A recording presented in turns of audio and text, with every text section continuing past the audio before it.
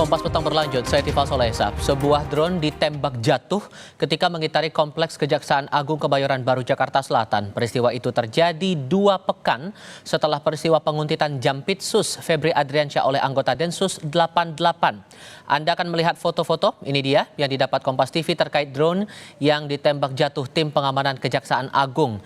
Dikutip dari kompas.id, drone tersebut diduga tengah memantau situasi di Kejaksaan Agung. Drone sempat berputar di atas gedung utama Kejagung dan melintas di depan gedung Jaksa Agung Muda Tindak Pidana Khusus.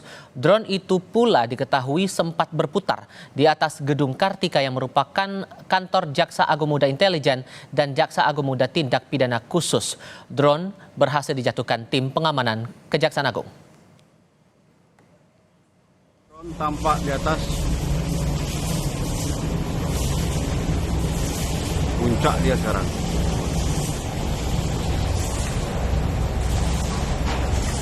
Hari libur Kamis, di atas tampak drone. Pengintaian drone di atas gedung Kejaksaan Agung bukan pertama kalinya terjadi. Sebuah video drone terbang di atas kantor Kejagung beredar. Peristiwa pengintaian drone ini terjadi 23 Mei lalu ketika kasus penguntitan Jampitsus oleh Densus 88 menjadi sorotan. Meski terekam kamera, drone tersebut gagal dijatuhkan. Puncak dia sekarang.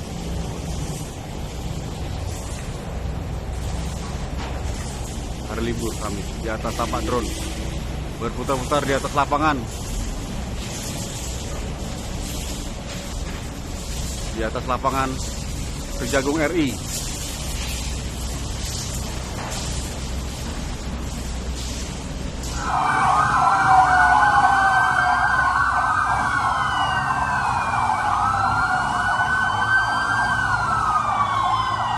Tak hanya drone, Kejaksaan Agung mendapat teror konvoi kendaraan. Dugaan ini muncul berdasarkan sebuah video yang beredar di media sosial. Dalam video itu, tampak konvoi sejumlah kendaraan membunyikan sirine dengan keras dan berhenti beberapa saat di depan gerbang utama kantor Kejagung. Beberapa saat kemudian, kendaraan itu berangsur meninggalkan Kejagung mengikuti 2 unit sepeda motor.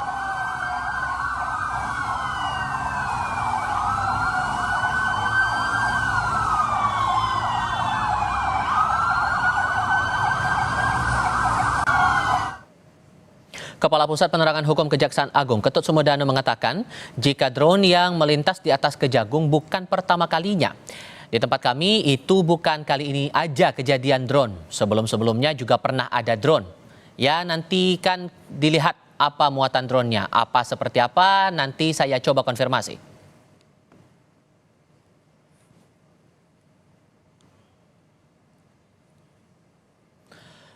Selepas insiden drone ditembak jatuh ketika mengitari Kompleks Kejaksaan Agung dan sebelumnya ada aksi penguntitan Jampitsus serta konvoi kendaraan, anggota Komisi 3 DPR fraksi Partai Nasdem Taufik Basari meminta Kapolri memberi pernyataan tegas tentang komitmen memberikan perlindungan terhadap Kejaksaan Agung. Saya berharap ada pernyataan yang tegas langsung dari Pak Kapolri yang menyatakan bahwa Polri siap untuk memberikan perlindungan terhadap Kejaksaan Agung agar siapapun yang melakukan penguntitan ataupun intimidasi terhadap Kejaksaan Agung memahami bahwa Polri sudah melakukan perlindungan terhadap Kejaksaan Agung sebagai sesama dari institusi penegakan hukum.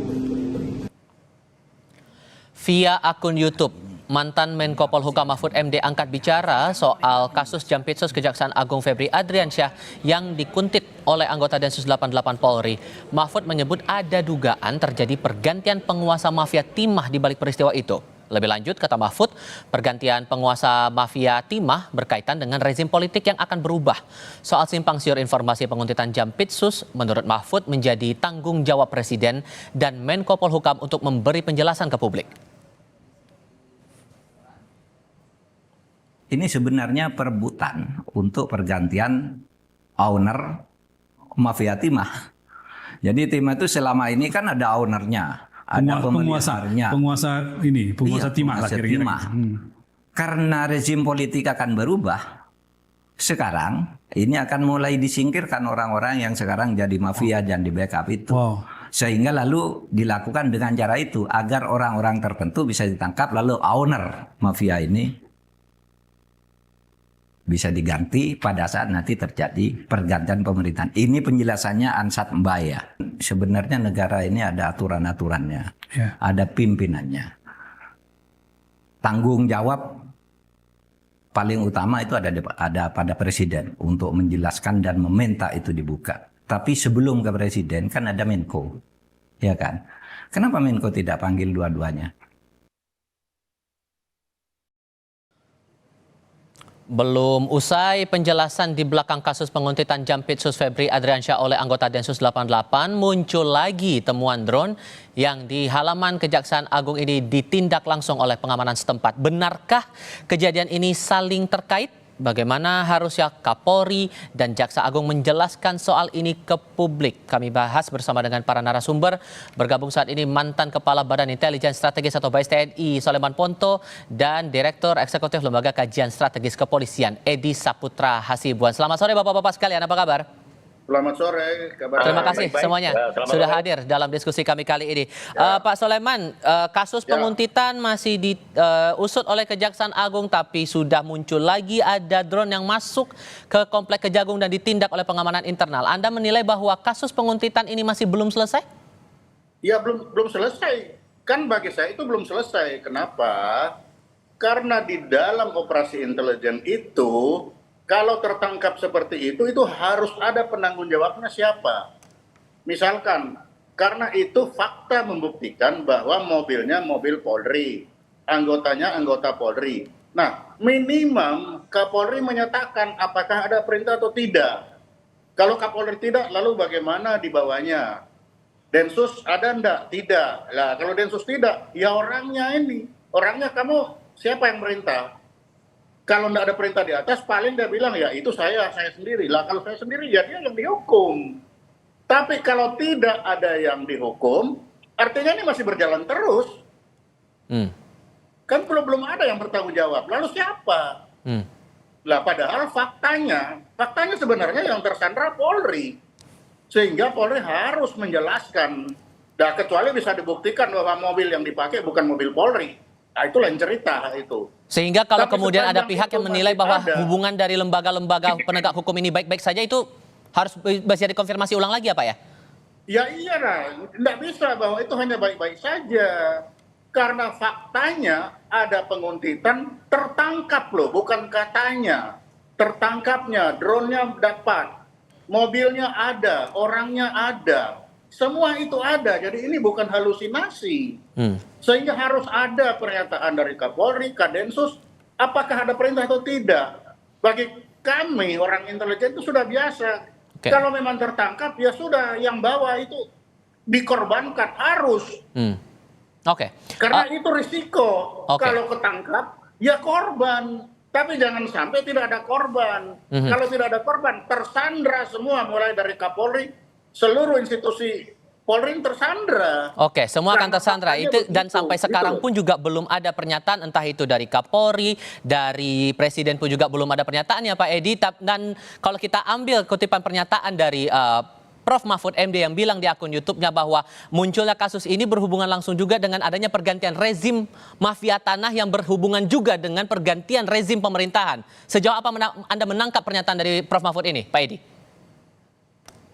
Ya, terima kasih ya, karena memang ini sampai sekarang memang masih misteri ya di dalam penglihatan kita ya. Kemarin memang saya kira Bapak Presiden juga kan sudah melakukan pemanggilan ya terhadap Bapak Kapolri dan juga Jaksa Agung ya. Bahkan di istana sendiri menyampaikan bahwa tidak ada masalah ya. Kemudian Ditunjukkan dengan gestur saling berangkulan baik-baik saja selepas rapat begitu ya? Iya. Iya, ya. Artinya memang bagi kita sebagai masyarakat memang melihat itu memang tidak ada masalah, ya. Cuman memang yang jadi masalah itu adalah masih masyarakat masih masih gelap ya, masih belum bisa menerima penjelasan memang tidak ada masalah, ya. Namun demikian kemarin juga Mabes Polri juga sudah menyampaikan bahwa tidak ada masalah, kemudian sudah juga dilakukan pemeriksaan di Paminal Biro Propos ya, Biro Paminal Mabes Polri ya. Kemudian juga menjelaskan bahwa yang bersangkutan anggota Densus 88 itu tidak melakukan pelanggaran ya, bahkan dia juga tidak berikan sanksi karena memang itu adalah tempat umum ya, itu adalah tempat umum. Kemudian kabarnya dia juga sedang makan di situ, kemudian dicurigai, kemudian digeledah, dan dia belakangan diketahui adalah anggota Densus 88 ya. Yang jadi masalah adalah mungkin ada kesalahan ya di sini, ada salah paham atau mungkin ada komunikasi yang gimana ya, karena memang waktu itu ketika setelah terjadi penggeledahan yang dilakukan oleh polisi militer sana ya, kemudian lalu koordinasi antara Jampitsus dengan Kabareskrim ya, kemudian lalu diamankan yang bersangkutan, lalu diperiksa di Propam Mabes Polri ya, dan sampai saat ini yang bersangkutan sudah dilepas ya, karena memang tidak ada pelanggaran atau sanksi yang diberikan kepada yang bersangkutan. Oke, sebatas salah pahamkah makanya kemudian kasusnya berentet sampai akhirnya muncul drone di lingkungan Kejagung itu, Pak? Nah, inilah sebetulnya kalau kita lihat ada drone ya kemarin, kalau nggak salah ini juga sudah dibantah oleh Mabes Polri, tidak pernah memiliki drone ya untuk sampai nyasar ke Kejaksaan Agung. Okay. Nah, kemarin juga masalah mobil-mobil yang patroli itu memang di situ kan memang dijelaskan oleh Mabes Polri kemarin bahwa itu adalah patroli biasa, tidak ada kaitannya dengan apa yang terjadi atau terkait dengan penguntitan itu ya. Oke, itu dianggap patroli biasa dan sampai akhirnya Ya. tidak diputuskan itu bukan pelanggaran. Tapi menurut Anda Pak Ponto itu bentuknya pelanggaran atau tidak? Kalau berkaca dari bentuk tindakan yang dilakukan itu tadi? Loh, Yang maksudnya Ke Pak Ponto dulu Pak Edi, mohon maaf saya ke Pak Ponto dulu sebentar. Iya. kalau bagi saya itu pelanggaran. Bagaimana orang sedang makan lari? Kalau memang tidak salah, kenapa lari? Lari satu tertangkap. Lah terus ngapain lari kalau nggak salah? Artinya kan ada sesuatu yang dilakukan. Setelah itu berlalu, lalu datanglah sepeda motor dan mobil itu. Apakah bisa dibenarkan motor datang, brayer di depan Kejaksaan Agung, weng, lalu mobil-mobil Land Rover tulisan Polri menggunakan ngoeng-ngoeng semua berhenti di depan itu setelah itu. Oke. Itu apakah kira-kira itu dibenarkan seperti itu? Ini tempatnya Kejaksaan Agung loh. Bukan tempatnya yang lain. Kalau itu tempat lain ya bisa lah. Tapi ini tempat Kejaksaan Agung, baru selesai yang satu lari satu ditangkap, tiba-tiba ada itu dan itu dianggap tidak salah. Bagi saya itu aneh. Karena untuk penggunaan mobil untuk seperti itu apa dibenarkan? Masih banyak tanda tanya di balik kasus ini. Intimidasi. Masih banyak tanda tanya dari kasus ini dan ada tuntutan juga sebetulnya dari Prof. Mahfud MD lewat akun YouTube-nya tadi bahwa seharusnya Presiden dan Menko Polhukam harus bisa menjelaskan soal ini dan bisa mencari pokok persoalan di balik kasus ini. Tapi seberapa besar kemudian harapannya penjelasan dari Presiden dan Menko Polhukam soal ini? Jawabannya nanti ya Bapak-Bapak, kita lanjutkan usai jeda berikut. Pak Soleman, mengusut kasus yang terakhir ini ya, ada upaya drone masuk ke lingkungan Kejaksaan Agung untuk mengusut pemilik drone dan motif-motifnya, apakah mudah untuk bisa melacak itu? Untuk drone itu sulit. Kenapa? Karena drone itu dijual bebas.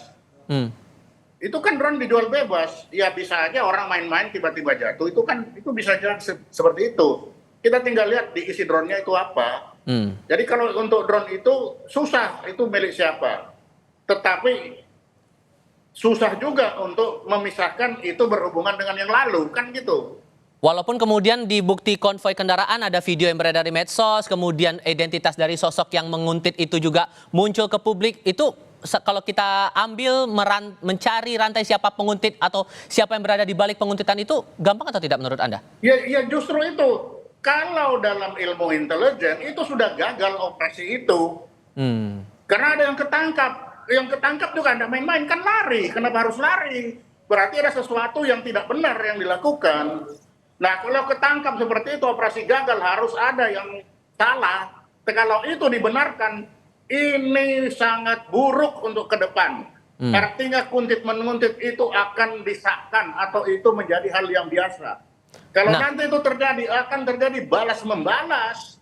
Itu sangat tidak bagus itu. Untuk mendalami siapa yang dibalik itu, gimana Pak? Ya Polri, karena apa yang dalam hal ini yang tersangka itu Polri. Kenapa? Karena orangnya anggota Polri, mobilnya tulisannya Polri, semua Polri. Sehingga Polri yang harus menyatakan saya ada di belak balik itu atau tidak. Karena bisa saja mereka itu adalah digunakan oleh orang lain, bisa aja. Tapi karena yang tertangkap itu anggotanya Polri, Polri harus memutus. Tidak, bukan saya. Lalu siapa? Ya tanya anak-anak ini. Oke. Paling tidak, kalau tidak, ya sudah. Itu akibat perbuatan sendiri. Karena apa? Ya sudah, hukum. Supaya ini tidak terjadi lagi. Kalau ini hanya dianggap biasa-biasa saja, ya ke depan akan ada yang lebih biasa-biasa saja seperti ini. Ada anggota Densus yang terlibat dalam penguntitan ini. Kalau menurut Anda, analisis Anda, Pak Edi, apakah ini pasti akan sepengetahuan Kapolri? Saya kira tidak ya. Apalagi misalnya sampai dikaitkan dengan ada misalnya kaitan antara dengan ada pertambangan dan sebagainya. Dan saya juga sendiri tidak yakin ya.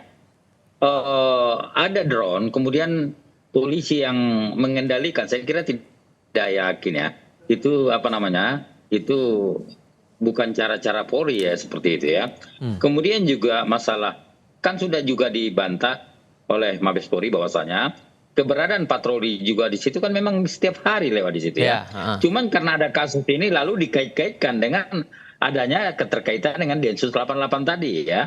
Sampai digeber-geber knalpotnya di depan Komplek Kejagung, apakah itu tidak ada menurut Anda? Saya kira kita jangan terlalu cepat ya memberikan suatu penilaian ya. Kita dan saya yakin sekali akan ada penjelasan Polri selanjutnya tentang ini ya, karena memang ini kan masih dikembangkan ya. Saya kalau kemarin misalnya ada penjelasan, memang itu adalah penjelasan untuk merespon ya apa yang terjadi. Tapi kami berkeyakinan bakal ada lagi informasi lanjutan tentang ini ya. Cuman memang sampai saat ini belum diungkapkan ya. Dan sampai kemudian Prof Mahfud bilang jangan-jangan ini ada kaitannya dengan mafia timah begitu. Itu tudingannya serius loh Pak. Ya betul ya. Saya kira memang ini tentu memang kalau menurut pandangan kami juga perlu diluruskan ya. Perlu diklarifikasi ya terhadap adanya tudingan Pak Mahfud ya. Saya kira bagaimanapun juga ini harus diluruskan untuk tidak membuat persepsi liar ya yang ada di masyarakat ya. Karena ini memang ya ada dua lembaga penegak hukum ya, walaupun kita tahu misalnya di istana Kapolri dan Jaksa Agung, tapi karena memang masih berkembang terus, saya pikir memang perlu penjelasan lebih rinci tentang ini ya. Oke. Sampai dituding ada dugaan kaitan dengan mafia timah itu tadi yang ditudingkan atau dipandang oleh Prof Mahfud MD, Pak Soleman. Sebagai orang intelijen, sebetulnya untuk mengusut ini secara cepat, mencari jejak-jejak di balik kasus ini itu terbilang gampang atau tidak sih Pak sebetulnya? Kalau sudah terjadi seperti kemarin itu gampang itu. Kalau mau itu gampang itu. Karena itu sangat jelas loh. Kenapa lari? Nah itu kan itu lari. Siapa yang lari? Kalau memang tidak ada apa-apa ya jangan lari. Lah kenapa kamu harus lari? Lalu satu ketangkap, lalu datang. Itu kan bisa dihubungkan. Dan kalau kita mau itu bisa terjawab itu. Kenapa itu harus begitu? Tapi kalau memang kita niatnya menutup ya akan tertutup. Oke. Tergantung sekarang kita mau baik atau mau jelek. Kalau kita mau jelek ya sudah seperti sekarang aja. Dan kalau nggak terusut tuntas sampai ke ujungnya, apa dampaknya menurut Anda Pak Soleman? Ya akan terjadi terulang lagi seperti begini. Karena apa? Ya ketangkap pun nggak apa-apa kok. Kan pasti akan begitu. Baik-baik saja nanti. Yang penting ini akan terulang. Harusnya itu tidak boleh begitu. Karena ini ketangkap. Lain kalau tidak ketangkap. Ini ketangkap basah. Dan satu melarikan diri. Kalau tidak melarikan diri, kalau benar-benar kenapa harus lari?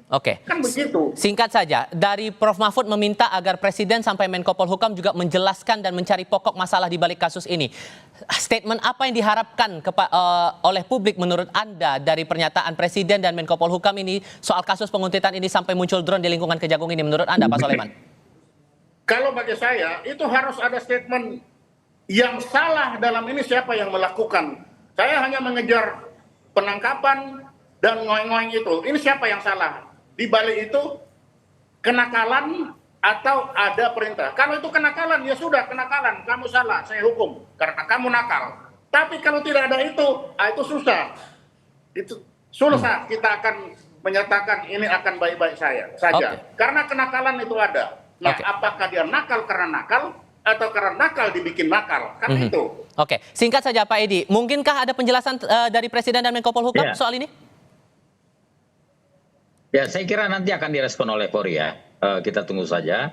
Nanti apakah memang tudingan daripada Pak Mahfud MD tadi, ya apakah demikian ya. Saya kira memang saat ini masyarakat juga pasti menunggu ya informasi, klarifikasi dari Polri ya. Apakah memang ada keterkaitan dengan mafia tambang ya. Tapi saya yakin sekali kalau misalnya keberadaan dari termasuk drone tadi dan juga masalah patroli ya, sebenarnya ini ramai sekali di media sosial ya. Dan saya yakin sekali tidak ada kaitannya dengan apapun juga ya. Itu aja. Apalagi misalnya drone katanya dari Polri, saya kira enggak yakin saya soal itu ya. Sudah kami tangkap maksud Anda Pak Edi. Terima kasih banyak Pak Soleman Ponto juga terima kasih banyak sudah hadir dalam diskusi kami kali ini. Saya selalu semuanya. Selamat sore. Ya, selamat.